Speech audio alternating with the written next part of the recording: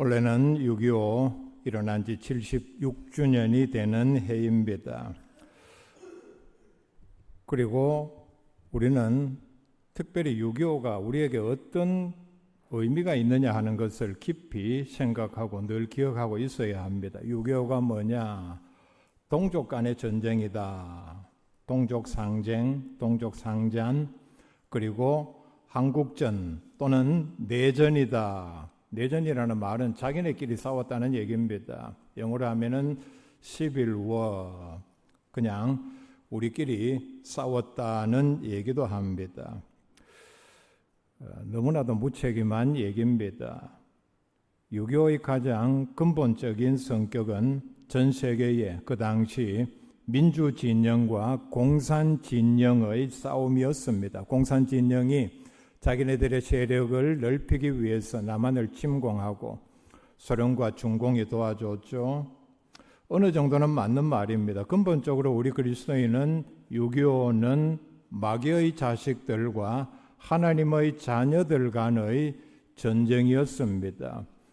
직접 참여한 침공을 한 북한 그리고 후원을 한 중공과 소련은 어떤 면에서 공산주의를 전파하고자 하는, 더 넓히고자 하는 마귀의 세력과 같은, 여기에 한국과 그리고 참전한 16개국은 터키를 제외하고는 거의 다 기독교 국가였습니다. 분명한 것은 이 전쟁은 끝난 것이 아니라 종전은 절대로 아닙니다. 휴전 중입니다. 휴전 협정을 맺었죠. 잠시 휴전하자. 휴전선을 끊고 비무장지대를 만들고 지금 우리는 휴전 중입니다. 우리가 뉴스를 통해서 보면은 전 세계적으로 전쟁을 하다가 필요에 의해서 서로 휴전을 합니다. 많이 봤지 않습니까? 며칠 동안 아니면 얼마 기간 동안. 그리고 요즘은 그것도 믿지 못할 것이 휴전 중에도 보면은 어느 한쪽이 서로 공격을 하고 휴전협정이 아무런 의미가 없는 그런 상황이 되기도 합니다. 우리가 주적으로 생각하는 북한은 전 세계적으로 인류 역사상 나타난 유일무이한 집단입니다. 많은 전문가들은 북한을 가리켜서 병영국가라고 말을 합니다. 이 말의 뜻은 나라 전체가 하나의 군부대라는 뜻입니다. 모든 조직, 모든 시설은 마치, 여러분 군부대에 익숙하지 않죠? 군부대에 들어가 보면은 군 막사 있고 무기고가 있고 연병장이 있고 나라 전체가 바로 이런 군부대와 같다. 그리고 또 하나는 북한은 전 세계 10번째 가는 종교 집단이다. 기독교, 회교, 천주교, 불교, 힌두교 이런 식으로 쭉 순서를 하면 10번째 북한의 이 종교 집단, 주체 사상교를 믿는 집단이라 CNN이 이렇게 분류를 했습니다. 오늘 말씀에서 느헤미야 4장에서 읽어드렸는데 이 배경은 현재 우리나라의 상황과 매우 흡사합니다. 1장부터 보면 어떤 배경을 가졌는지 이해를 돕기 위해 간략히 말씀을 드리면 남유다는 하나님의 말씀에 불순종해서 그들의 죄로 바벨론에 의해서 망했고 이 바벨론은 곧 얼마 있지 않아서 다시 페르시아의 지배하에 들어가게 되었습니다. 그러니까 자연 남유다도 페르시아의 지배하에 속주 또는 식민지가 되었습니다. 그래서 그때를 배경으로 해서 느헤미야는 유대인이었지만은 예루살렘에서 태어난 것이 아니라 식민지 기간 동안 이런 시대를 거치면서 그 지역에서 태어나서 아마 어떻게 우수함을 인정받아서 페르시아의 아닥사스다 왕의 신복이 되었고 총애를 받는 자리에 있었습니다. 1장에 보면은 이 느헤미야가 유다에서부터 온 형제로부터 유다와 예루살렘의 참상을 들었습니다. 남아있는 유대인들은 환란을 당하고 능욕을 당하고 성은 다 허물어지고 그 다음에 성문은 불탔다. 그리고 이런 상황이니까 또 식민지 지배를 받으니까 유대민족은 거기에서 엄청난 경제적인 어려움을 당하고 그리고 좌절하는 가운데 있었는데 2장에 들어와서 보면은 느헤미야는 왕에게 예루살렘에 참상이 이러니까 내가 돌아가서 성을 건축하게 해주십시오. 간청해서 허락을 받았습니다. 그래서 느헤미야는 아닥사스다 왕으로부터 유대 지역을 아마 지휘하는 페르시아 제국이 보낸 총독의 역할을 감당하는 뒤에 그런 계속 일들을 하는 것을 보여주고 있습니다. 3장에 와서 보면은 느헤미야의 지도력 아래 모든 백성들이 일치단결해서 성벽 재건 공사를 시작을 했습니다. 상당한 진척이 있었습니다. 결정적인 계기는 바로 모든 백성이 자원해서 한 마음으로 일을 했다. 자, 이제 오늘 본문 4장입니다. 이런 일들이 일어나자 불안을 느낀 이방 민족들이 조롱을 하고 반대하고 협박을 하기 시작을 했습니다. 3절 말씀에 보면은 그들이 건축하는 돌성벽은 여우가 올라가도 곧 무너지리라 방해를 하고 이런 조롱을 하는 것을 말을 합니다. 7절에서 8절에 보면은 성을 더 이상 공사하지 못하도록 공격을 할 계획을 세웠습니다. 이게 유다 백성들에게는 매우 위협적이었습니다. 그래서 10절 말씀에 보면은 이런 일들이 일어나자 유다 사람들은 이러기를 흙무더기가 아직도 많거늘 성이 무너진 잔해를 가리킵니다. 아마 쓰레기도 많이 있었겠죠. 그래서 이걸 치우는 사람들, 즉 짐을 나르는 자의 힘이 다 빠졌으니 중장비가 없이 이걸 운반을 하다 보니까 힘이 얼마나 들었겠습니까? 이렇게 힘이 빠졌으니 우리가 성을 건축하지 못하리라 하고 이런 상황입니다. 그리고 11절에 보면은 우리의 원수들은 이르기를 그들이 알지 못하고 보지 못하는 사이에 우리가 그들 가운데 달려들어가서 살육하여 역사를 그치게 하리라 하고 이런 소문이 이런 정보가 공사를 하는 유대인들에게까지 들려왔습니다. 적들은 언제 우리에게 성을 재건하지 못하도록 침략할지 모른다. 엄청난 두려움이 밀려왔습니다. 그래서 12절 말씀에 보면 유대인들조차도 성을 공사하는 걸 중단하라. 이방 민족이 쳐들어오면 우리까지도 죽는다. 공사 중단하고 차라리 우리에게로 오너라. 안에서까지 이런 말들이 나왔습니다. 이때의 느헤미야의 지도 아래 남유다 백성들은 어떻게 했는가? 바로 오늘 우리에게 주는 교훈입니다. 오늘 제가 읽어드린 말씀에 보면은 본문에 두드러진 표현이 나옵니다. 그리고 계속해서 반복되는 표현이 나옵니다. 성경에서는 거의 유일하게 여기에서만 같은 표현을 반복을 하고 있습니다. 9절 말씀에 보면은 우리 하나님께 기도하며 제일 먼저는 기도해야 되겠죠. 그 다음에 나오는 말이 그들로 말미암아 파수꾼을 두어 주야로 방비하는 데 보초를 쏘고 경계를 섰다는 얘기입니다. 13절 말씀에 보면은 내가 성벽 뒤의 낮고 넓은 곳에 백성이 그들의 종족을 따라 칼과 창과 활을 가지고 서 있게 하고 항상 모든 백성들은 정규교인이 아니고 일반 백성들입니다. 항상 칼과 창과 활을 가지고 서 있으라.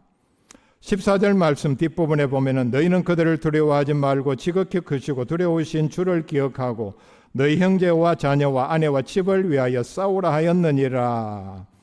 한 사람이 나가서 싸우지만은 집에서 대표해서 그게 결국은 누구를 위하는 일이냐? 너희 가족, 자녀, 아내와 집을 지키는 일이다. 이렇게 그들을 격려를 했습니다. 16절 말씀에 그때로부터 내수와 사람들의 절반은 일하고 절반은 갑옷을 입고 창과 방패와 활을 가졌고 민장은 유다 온 족속의 뒤에 있었으며 말을 합니다. 이 사람들이 이런 무기만 가지고 경계, 보초만 썼습니까? 절반은 일을 하고 또 동시에 일을 하면서 항상 손에 무기를 잡고 있었다 말씀을 합니다. 17절에 성을 건축하는 자와 짐을 나르는 자는 다 각각 한 손으로 일을 하며 한 손에는 병기를 잡았는데 놀라운 집중력, 정신력을 그리고 나라를 사랑하는 마음을 보여주고 있습니다. 성을 재건하는 공사를 하면서 한 손에는 일을 하는 연장을 잡고 한 손에는 무기를 들고 계속해서 일을 했다. 18절에 보면은 건축하는 자는 각각 허리에 칼을 차고 건축하며 허리에 칼을 차고 건축하며 나팔 부는 자는 내 곁에 섰었느니라. 내면은 총독이었기 때문에 저기 침입해 오면은 바로 알려서 대비를 하기 위함입니다. 20절 말씀 앞부분에 너희는 어디서든지 나팔 소리를 듣거든 그리로 모여서 우리에게로 나오라. 21절에 우리가 이같이 공사하는데 무리의 절반은 동틀 때부터 별이 나기까지 창을 잡았으며, 기습에 대비해서 항상 그리고 공사를 효과적으로 하기 위함입니다. 그 다음에 23절에 보면은 나나 내 형제들이나 종자들이나 나를 따라 파수하는 사람들이나 우리가 다 우리의 옷을 벗지 아니하였으며 물을 기르러 갈 때에도 각각 병기를 잡았느니라. 항상 손에 전투태세 상징인 무기를 잡고 있었다 말씀을 합니다. 22절에는 보면은 백성들에게 모두가 다 예루살렘 공사 중인 성 안에서 자라. 그래야 밤에 기습에 대비하고 효과적으로 또 일도 하고 방어도 할 수 있다. 자, 이런 모든 행위들은 바로 적들에 대한 분명한 경고입니다. 뭡니까? 말로 하는 것보다 행동으로 보여주는 경고인데, 우리는 너희들이 침입하면은 목숨 걸고 싸운다. 목숨 걸고 싸울 준비가 되어 있다. 혹시 너희들이 숫자가 많다고 해서 죽일 자신이 있다고, 우리를 없앨 자신이 있다고 공격할 테면 하라. 우리가 죽는 한이 있더라도 너희들 다리 하나는 잃도록 하겠다는 분명한 경고의 메시지입니다. 유명한 전쟁 전문가가 한 말이 있습니다. 평화를 원하느냐? 전쟁을 준비하라.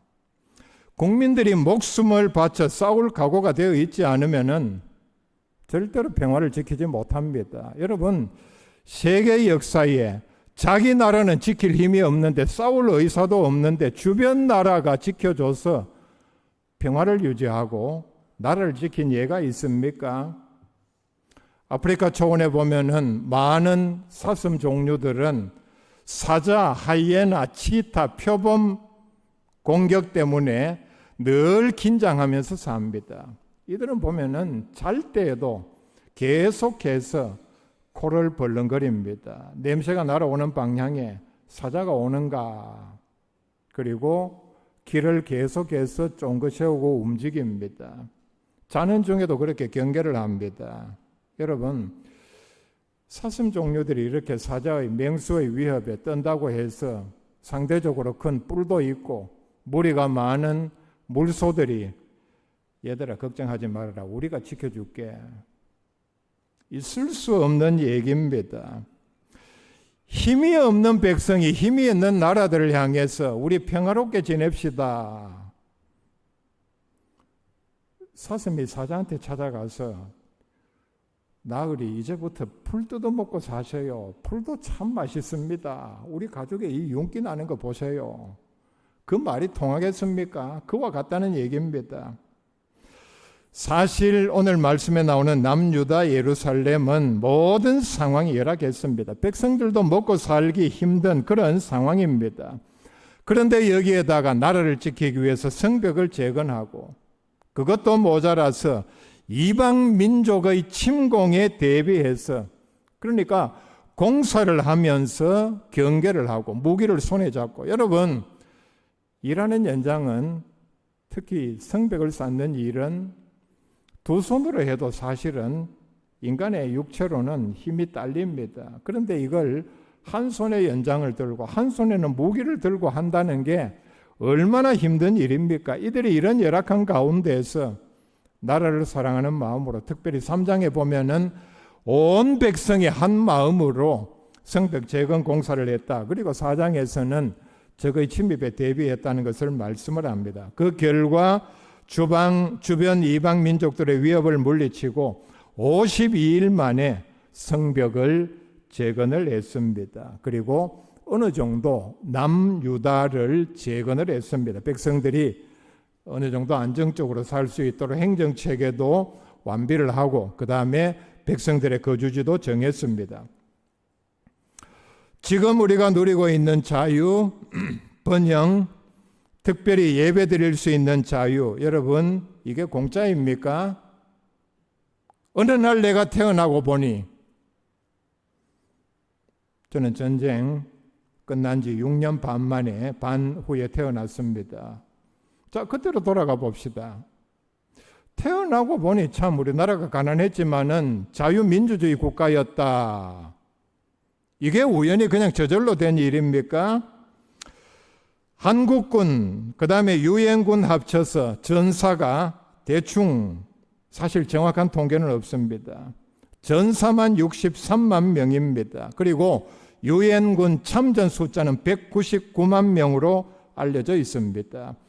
63만 명이 죽었다고 했는데 엄청난 숫자의 납치, 포로, 실종, 그 다음에 시신을 찾지 못한 경우, 바로 이런 엄청난 희생 위에 오늘 우리가 자유와 번영을 누리고 있다는 사실을 분명히 기억을 해야 합니다. 내가 오늘 누리는 이 자유를 위해서 누군가 나를 대신해서 내보다 먼저 목숨을 바치고 피를 흘리고 팔다리를 잃고 가족을 잃은 사람들이 있었다는 사실을 분명히 기억을 해야 합니다. 성경에도 보면 이스라엘 백성들이 무기를 들고 군대를 조직해서 나가서 싸울 때 승리를 한 예를 많이 기록을 하고 있습니다. 느헤미야는 이 사실을 잘 알고 있었기 때문에 백성들을 독려해서 성을 쌓으면서 적의 침공에 대비를 했습니다. 그리고 경계를 하고 무기를 잡았습니다. 한 가지 예만 들어드립니다. 광야에서 이스라엘 백성들이 아말렉의 침공을 받았을 때에 출애굽기 17장에 보면은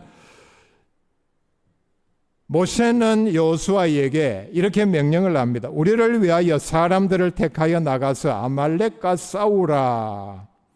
그러자 여호수아는 여기에 순종해서 아말렉과 싸우고 모세는 기도했습니다. 거기에 13절에 보면은 여호수아가 칼날로 아말렉과 그 백성을 쳐서 무찌르니라 말씀을 합니다. 직접 나가 싸웠다는 얘기입니다. 싸우기 위해서는 전쟁이 일어나기 전에 우리는 다 나가서 싸운다는 마음이 있어야 합니다. 그 다음에 또 하나는 여기서 오늘 말씀에서 느헤미야의 중요한 믿음을 나타내 보여줍니다. 바로 하나님을 의지하는 믿음입니다. 20절 말씀 뒷부분에 우리 하나님이 우리를 위하여 싸우시리라 하였느니라. 걱정하지 마라. 우리에게는 하나님이 있다. 우리가 이런 믿음의 자세를 보이면은 또 나라를 지키려고 무기를 잡으면은 하나님께서 우리와 함께 하신다. 느헤미야는 역사를 통하여 하나님께서 이스라엘을 대신하여 싸우셔서 대승을 거둔 전쟁들을 잘 알고 있었습니다. 굉장히 많이 나옵니다. 성경에 보면은 출애굽기 14장에 보면은 출애굽한 이스라엘 백성들이 홍해 앞에 다다르자 앞에는 바다 뒤에는 애굽 정예 부대가 추격해 오자 백성들은 겁에 질려서 아우성을 쳤습니다. 그때에 모세는 이렇게 말합니다. 여호와께서 너희를 위하여 싸우시리니 너희는 가만히 있을지니라. 애국 군대는 다 바다에 빠져 죽었습니다. 한 가지만 더 예를 들면 히스기야 왕 때에 아수르가 침공을 했는데 사네립이 예루살렘을 완전히 포위를 했습니다. 그런데 그 사건을 기록한 35절에 보면은 이 밤에 여호와의 사자가 나와서 아수르 진영에서 군사 18만 5천 명을 친지라. 아침에 일찍 일어나 보니 다 송장이 되었더라 말씀을 합니다. 바로 오늘 우리에게 우리의 현실에서 하나님을 전적으로 신뢰하는 믿음이 필요하다는 것을 보여주는 대목입니다. 또 하나 오늘 말씀에서 보여주는 느헤미야의 지도하에 유다 백성들이 재건을 위하여 함께 일어나고 단결하고 경계하면서 대비하는, 거기에다가 하나님을 의지하는 믿음이 우리에게 필요합니다. 왜 그렇습니까? 우리나라는 세계에서 힘이 있으면서 가장 악한 나라 차례대로 네 나라와 국경을 그리고 바다를 통한 국경을 맞대고 있기 때문입니다. 북한, 러시아, 중국, 일본에 둘러싸여 있습니다. 여러분, 역사상 이런 나라가 있었습니까?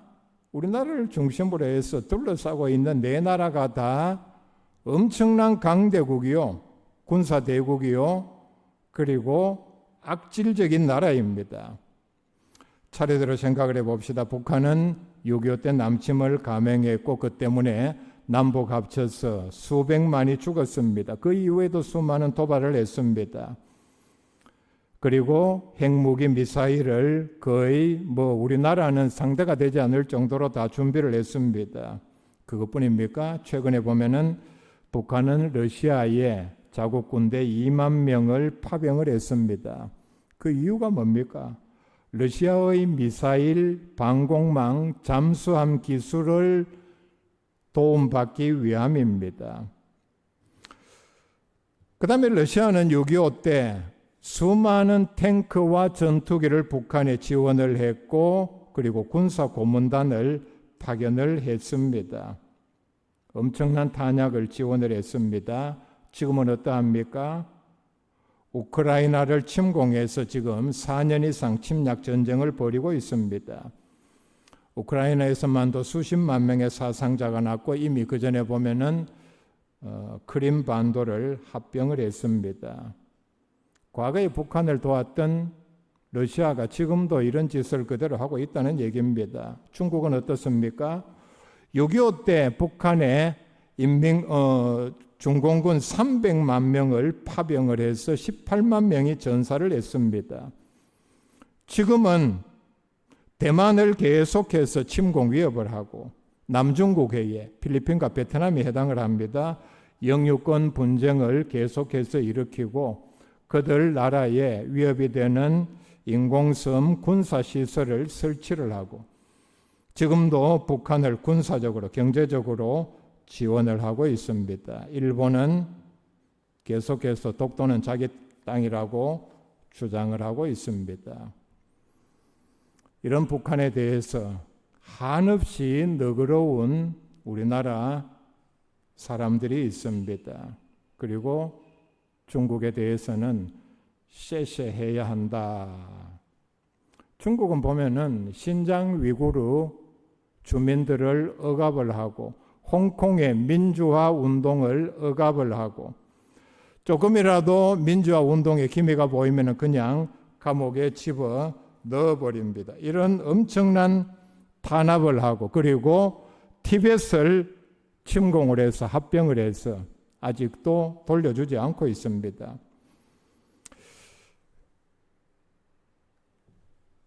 우리는 이런 상황에서 국제 정세는 현실은 매우 냉혹하다는 사실을 깨달아야 합니다.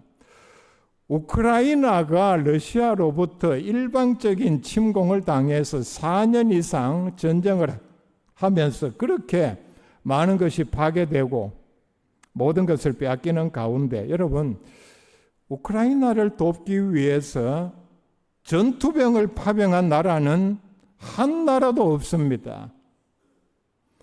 세계 어느 나라도 한 명의 전투병도 우크라이나에 보내지를 않았습니다. 그 긴 기간 동안 가자 지구 입장에서 한번 생각해 봅시다. 그 입장에서 주변에 다 형제 국가라 하면서 2년 8개월 동안 7만 3천 명이 죽어나가는 가운데 어느 쪽이 잘못했다 잘했다 그걸 논외로 하고 이렇게 2년 8개월 동안 무고한 민간인들이 죽어나는 가운데 가자를 돕기 위해서 주변 형제 국가라고 하면서 전투병을 한 명도 파견하지를 아니했습니다.